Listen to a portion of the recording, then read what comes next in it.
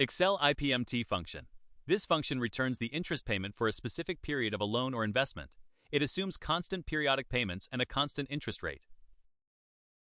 The syntax is IPMT with parameters rate, per, NPER, PV, and optional FV and type.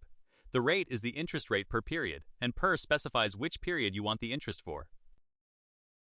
There are 6 arguments: rate, the interest rate per period; per, the specific period number; NPER, the total number of payment periods; PV, the present value or loan amount; FV, an optional future value defaulting to 0; and type, 0 for end of period or 1 for beginning.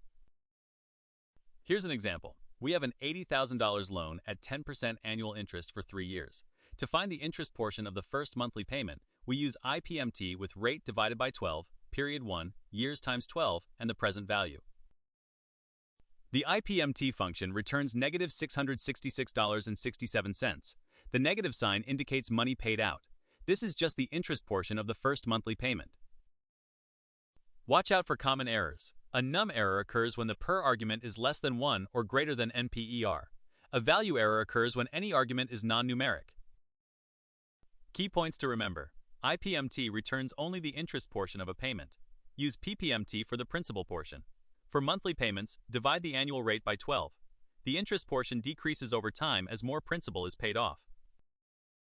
Thanks for watching. If you found this tutorial helpful, don't forget to like and subscribe for more Excel tips and tricks. See you in the next one.